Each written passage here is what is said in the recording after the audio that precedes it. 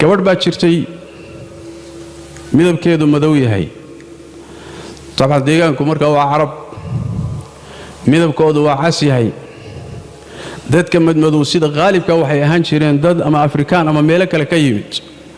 ama adoonsi ku yimid ama si uun ku yimid gabadh madow midabkeedu madow yahay ayaa masaajidka nabiga sallallahu alayhi wa sallam ka shaqayn jirtay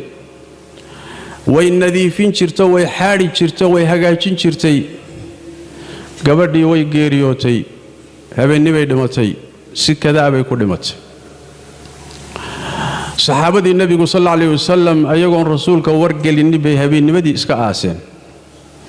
arrinkeeda way iska fududaysteen kadibna nabigu sallallahu alayhi wa sallam gabadhii wuu waayay wuu tabay ruuxa sharafta le markii la waayaa la tabaa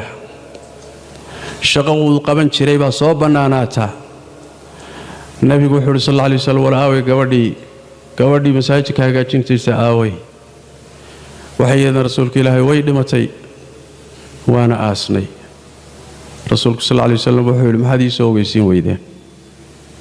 maxaad iigu sheegi weydeen gabadhu inay dhimatay Allahu akbar markaas rasuulka ilaahay waa aasnay dulluni ala qabriha buuri gabadha qabrigeedii intuu sameeshaad ku aasteen way kaxeeyeen meeshii bay geeyeen nabigu qabrigeedii buu ku tukalay salaatu janaazo oo ugu duceeyay salawaatu rabbi